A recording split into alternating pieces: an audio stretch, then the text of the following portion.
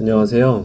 오늘은 경제적 자유를 달성하기 위해서 무엇이 필요한지에 대한 이야기를 해보려고 합니다. 제가 아직은 무언가를 성취하거나 이룬 것은 아니지만 이 영상을 시청하시는 모든 분들과 함께 성장하고 배운다면 보람찬 일이 될 것이라 생각되어 이렇게 영상을 제작하게 되었습니다. 또한 나중에는 지금보다 더 성장하며 경제적 자유를 누리는 멋진 인생을 살고자 하는 마음으로도 제작하게 되었습니다. 제가 제시하는 방법이 무조건 맞다는 것은 아니니 가볍게 들어주시면 좋을 것 같습니다. 또한 이미 많은 분들이 아시는 이야기일 수도 있겠지만 누군가에겐 조금은 막막한 이야기일 수도 있다고 생각합니다. 지금은 경제 지식이 많이 부족하지만 더 나은 미래를 꿈꾸는 분들이라면 저와 함께 공부하면서 성장했으면 하는 바람입니다. 경제적 자유를 달성하기 위해서 가장 중요한 게 무엇일까 생각해 보았습니다. 가장 중요한 것은 내가 은퇴를 하고자 한다면 얼마가 필요한지 알아야 한다는 것이었습니다. 즉,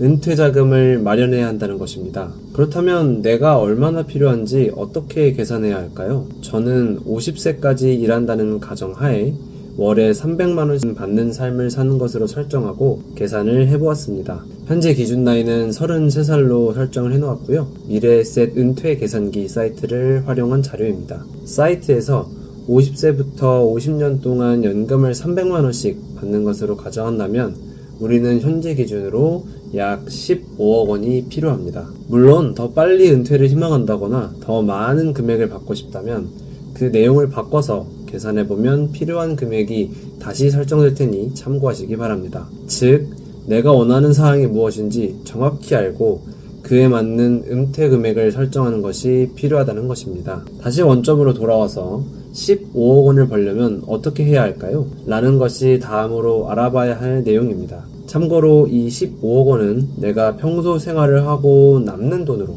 순수 저축이 가능해야 하는 금액입니다. 그러니 생활비를 아끼면서 열심히 저축을 해야 하고 그러려면 어떻게 돈을 벌어야 하는지 알아봐야겠죠? 어떻게 분류를 하느냐에 따라 다르겠지만 저는 크게 소득을 7가지로 나누어 보았습니다. 첫 번째, 이자 소득입니다. 쉽게 생각하면 은행에 돈 넣어놓고 받는 이자로 얻는 소득입니다. 두 번째, 배당 소득입니다. 일상생활에서 자주 접하는 내용으로는 배당주를 통한 수익이라고 볼 수 있을 것 같네요. 세 번째, 사업소득입니다. 말 그대로 사업을 통해서 소득을 얻는 것입니다. 네 번째는 근로소득입니다. 대부분의 사람들이 모두 근로소득을 통해 돈을 벌고 있을 것이고 저 또한 근로소득자에 해당됩니다. 다섯 번째, 연금소득입니다. 은퇴 이후에 받는 돈이라고 생각하시면 될 것 같네요. 여섯 번째, 기타소득인데 예시로는 복권 당첨금을 들어보았습니다. 참고로 전 로또는 거의 해본 적이 없어서 저와는 무관한 소득이라고 생각이 되더라고요. 마지막으로 7번째, 양도소득입니다. 부동산이나 주식 등의 자산을 매매해서 생기는 소득을 뜻합니다. 여러가지 소득의 종류가 있겠지만 제가 가장 관심이 있는 건 양도소득입니다.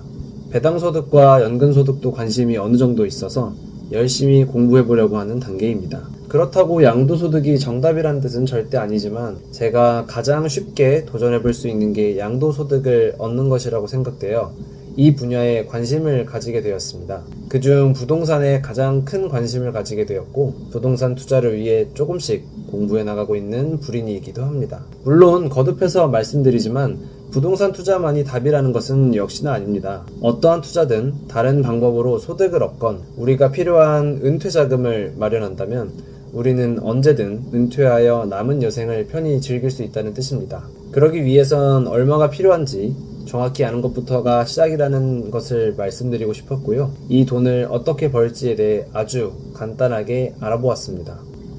다음 시간에는 각각의 방법들에 대한 제 의견을 말씀드리는 시간을 가져보고자 합니다. 끝까지 영상 시청해주셔서 감사합니다. 모두 좋은 하루 보내세요.